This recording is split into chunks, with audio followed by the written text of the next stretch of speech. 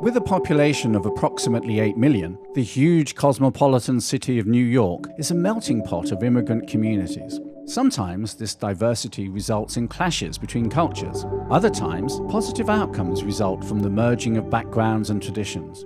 Artists in particular often use their cultural differences to learn from each other. One such artist, Ming Lang Lu, has taken his skills to Harlem to enable others to learn about and understand Chinese art.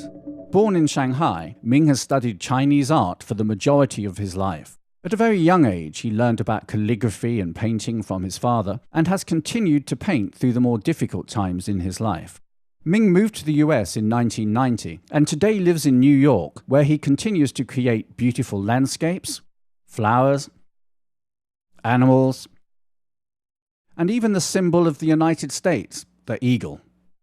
When I first came to America, my only skills were art. I didn't have other skills. I used my art to make a living. When he first arrived in the US, Ming set up his easel and drew and painted portraits of tourists in order to survive. But even for professional artists, drawing on the street is not the easiest way to make a living.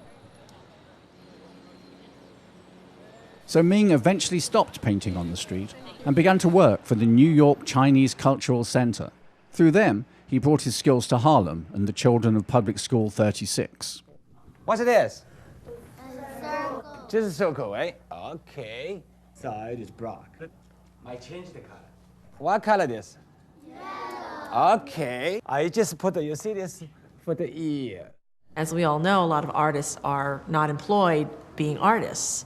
So I'm hoping that what we do is to provide them this opportunity to really practice in the field that they've been trained for. Okay, this time I take it this way.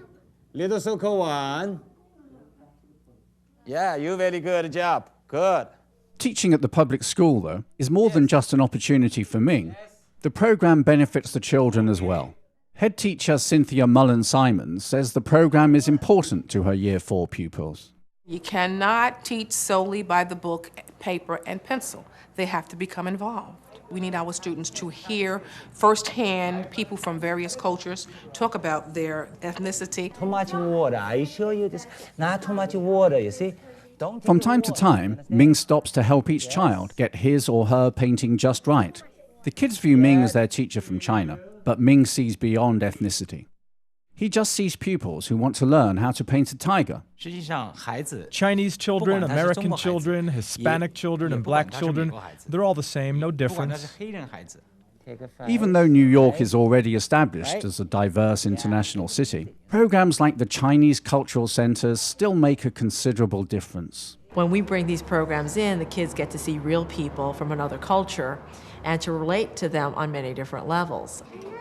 What we don't want to do to our students is to make them ignorant to others and what others can bring. Our students need to understand that we're all human beings, but we all have different backgrounds, different experiences, and that's what makes it so interesting.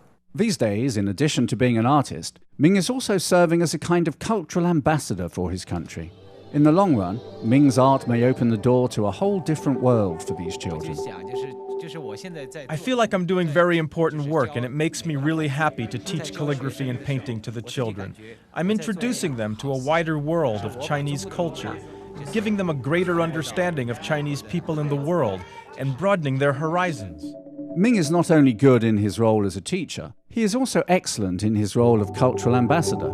In Harlem, this Chinese artist has found a job that makes more than just a living. It makes a difference.